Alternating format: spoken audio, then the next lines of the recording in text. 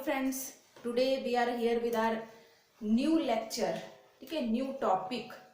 काफ़ी सारे स्टूडेंट्स की डिमांड आ रही थी रिप्रोडक्शन के लिए, तो हम आज क्लास 12th का जो फर्स्ट यूनिट हमारे पास है ना, सीबीएसई और आरबीएसई दोनों ही के सिलेबस में ये यूनिट है। तो फर्स्ट यूनिट है हमारे पास रिप्रोडक्शन, उसको हम आज स्टार्ट करने वाले हैं। इस यूनिट में हमारे पास बेसिकली 4 चैप्टर्स हैं। First chapter is about reproduction in organisms. Second is about reproduction in flowering plants. Third one is about human reproduction and fourth one is reproductive health. In 4 chapters के साथ हमारे पास ये first unit है जो reproduction की unit है।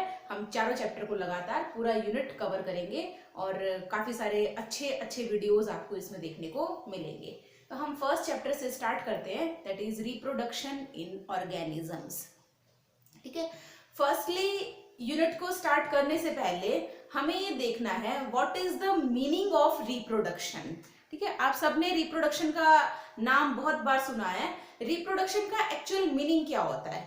Reproduction means giving birth to their same kind of organisms ना, for the survival of their species on the अर्थ।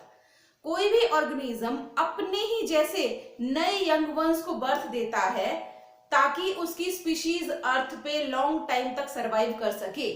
इसी प्रोसेस को हम कहते हैं reproduction.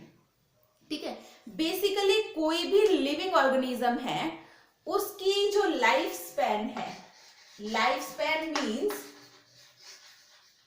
The time from birth till death ना, बर्थ से लेकर उसकी डेथ तक का जो टाइम पीरियड वो स्पेंड करता है, that is called as life span of an organism. Death किस टाइप की होनी चाहिए? नेचुरल डेथ है ना, एक्सीडेंटल कॉजेस के बारे में हम यहाँ पे बात नहीं करते हैं, इट्स नेचुरल डेथ। तो नेचुरल डेथ तक का जो टाइम पीरियड है बर्थ से लेकर डेथ तक, इसे हम कहते हैं किसी भी लिविंग ऑर्गेनिज्म की लाइफ स्पैन या लाइफ साइकिल। इस लाइफ स्पैन को हम बेसिकली कई सारे फेजेस में डिवाइड करते हैं। ठीक है, फेजेस ऑफ लाइफ स्पैन जिसे हम कहते हैं। फर्स्ट फेज इज बर्थ, जो कि बर्थ फेज है जिसमें किसी भी ऑर्गेनिज्म का बर्थ होता है। Second phase is called as juvenile phase. It is the non reproductive growth phase. Birth के बाद जब किसी भी लिविंग ऑर्गेनिज्म का ग्रोथ होती है, बॉडी की फिजिकल ग्रोथ जिसे हम कह सकते हैं, तो ये नॉन रिप्रोडक्टिव ग्रोथ फेज है किसी भी ऑर्गेनिज्म की बॉडी की, इसे हम कहेंगे juvenile phase. Third one is reproductive phase, जिसमें कोई भी ऑर्गेनिज्म रिप्रोडक्टिवली मैच्योर होता है। ठीक है, जैसे हम यदि ह्यूमन बींग्स की ही बात करें तो at the age of 11 to 14 years reproductive maturity human males and females में आती है। तो एग्जैक्टली जब रिप्रोडक्टिव ऑर्गन्स का डेवलपमेंट स्टार्ट हो जाता है और रिप्रोडक्टिव ग्रोथ किसी भी ऑर्गेनिज्म में स्टार्ट हो जाती है, तो उस फेज को हम कहते हैं reproductive phase.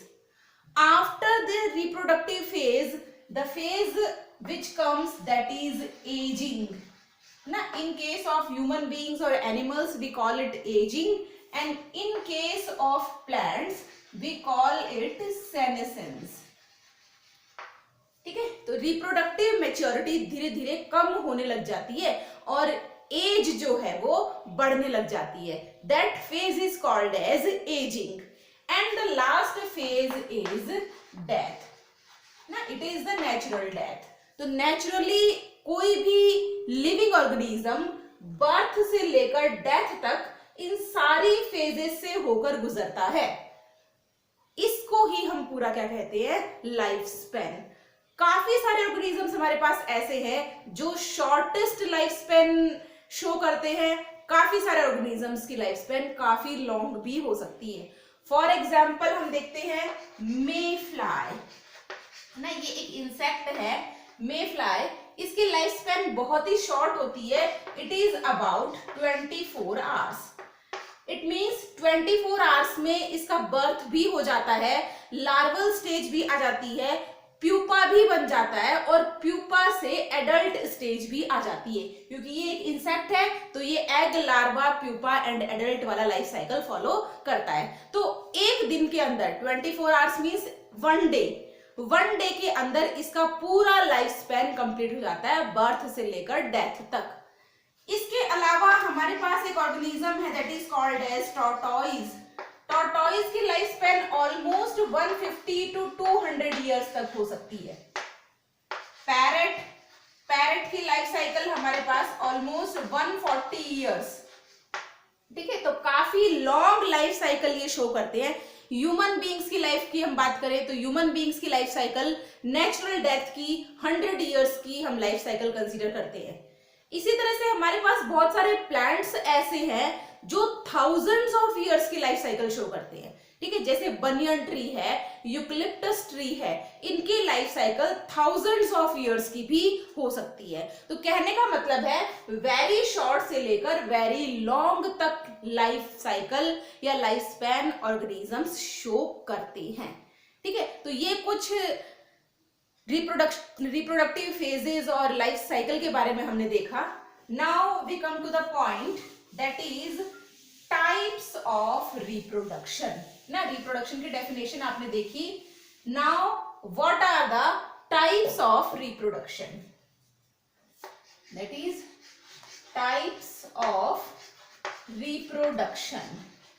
Mainly the organisms shows two types of reproduction, that is asexual reproduction and sexual type of reproduction, ठीक है। ये 2 टाइप का रिप्रोडक्शन हमें लिविंग ऑर्गेनिजम्स में देखने को मिलता है। एसेक्सुअल रिप्रोडक्शन में क्या होता है? एसेक्सुअल रिप्रोडक्शन में सिर्फ एक सिंगल पेरेंट का पार्टिसिपेशन होता है।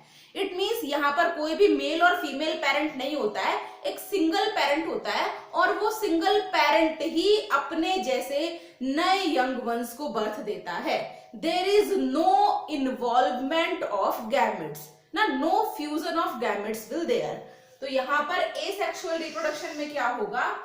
ओनली वन पेरेंट, सिर्फ एक ही पेरेंट का इन्वॉल्वमेंट है। और सेक्सुअल रिप्रोडक्शन में क्या होता है?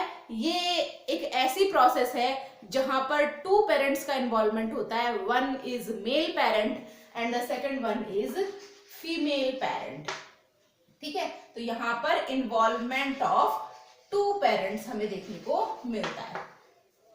एसेक्सुअल रिप्रोडक्शन में नो गैमेट फ्यूजन, ठीक है, यहाँ पे कोई भी गैमेट्स के फ्यूजन की प्रोसेस नहीं होती है, क्योंकि एक ही पेरेंट है तो गैमेट फॉर्मेशन ही नहीं होता है और गैमेट फ्यूजन भी नहीं होता है। यहाँ पे हमें सेक्सुअल रिप्रोडक्शन में गैमेट फ्यूजन देखने को मिलता है।